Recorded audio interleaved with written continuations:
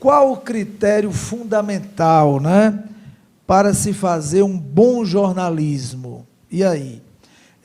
Hoje, por exemplo, eu vou até, nessa pergunta, tecer um comentário aqui, sem que a gente precise entrar, é claro, na seara política, né?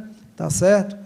Mas, do jeito que a gente elogia, eu também costumo... Aqui eu digo que a minha câmara é a câmara da verdade, né? Porque eu falo a verdade, doa quem doer, tá certo?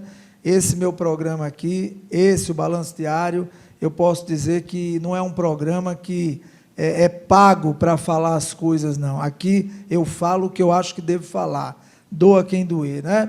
E, lamentavelmente, a gente também encontra no nosso nicho alguns profissionais que se deixam vender, essa é que é a verdade, né? É a famosa mídia comprada, né? Tá certo? E nós estamos passando por esse momento no país conturbado, quando a gente hoje tem um presidente da República, como o presidente Jair Messias Bolsonaro, que é um presidente que antipatiza, de certa forma, os jornalistas, principalmente o da Rede Globo, mas não é só o da Rede Globo, não. Ele antipatiza qualquer jornalista que não concorde com o que ele fala, né? A gente vive num país que tem um presidente que, se você for se opor ao que ele está dizendo, você já é visto de outra forma, principalmente se for jornalista do sexo feminino, né? Como é que você vê isso, hein, Ricardo? Esse ponto que nós chegamos no país, onde eu costumo dizer, o que seria da população se não houvesse a imprensa, se não houvesse o trabalho do jornalista ou do jornalismo, pode-se dizer assim. Nós já tivemos pandemias no mundo, tá certo? Que a imprensa, aqui no Brasil mesmo, que a imprensa era proibida de falar, não podia relatar quantos mortos, não podia relatar o índice que estava a doença, né? E logo de início, quiseram colocar isso novamente. A verdade é essa, né?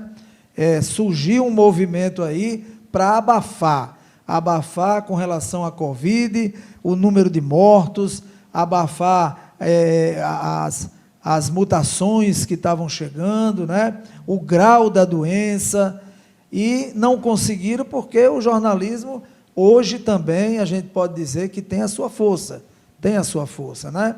Exatamente por causa da tecnologia, né? Como é que você vê isso? Olha, Fernando, eu vejo isso com muita pena, né? Eu realmente lamento bastante, porque eu acho que, assim, o período da ditadura já passou, né? Eu acho que jamais a gente deveria estar vivendo desta forma. Eu vou novamente citar uma experiência que tive recente. Estive cobrindo de forma... o jornal me contratou de forma freelance para desenvolver um trabalho freelancer, o jornal Folha de São Paulo. E aí eu tive essa experiência de cobrir a vinda do presidente Jair Bolsonaro até a cidade de Jucurutu, no Rio Grande do Norte. E aí, rapaz, lá no discurso dele, ele já começava hostilizando a imprensa, né?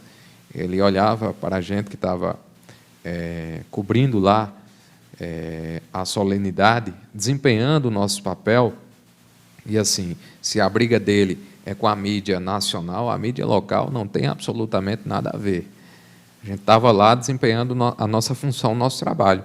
E aí ele se dirigia à imprensa, desculpe até a palavra, a expressão que eu vou usar agora, desculpe aí aos telespectadores de casa, como: eu não vou dar entrevistas para esses idiotas.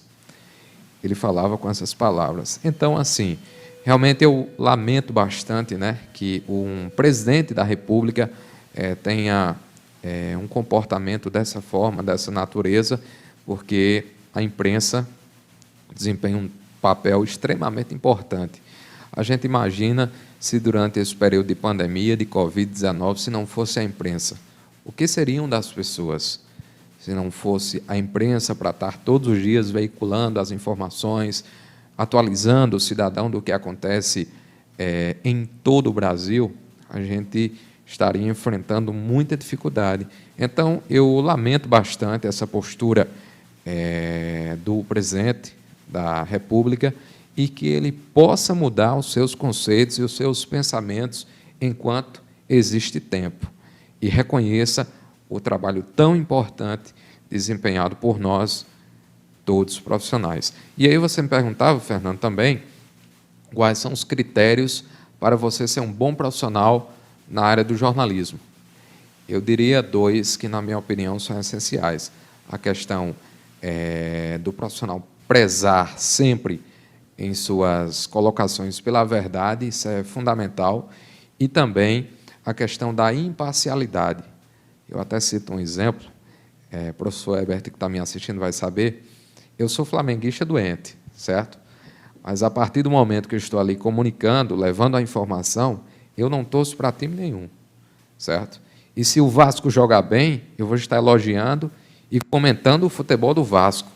Se o Flamengo jogar bem ou jogar mal, eu vou estar falando. Eu acho que esse é o verdadeiro papel do profissional jornalista, prezar pela verdade e pela imparcialidade. São 2 características que têm que andar ali, mãos dadas com o profissional.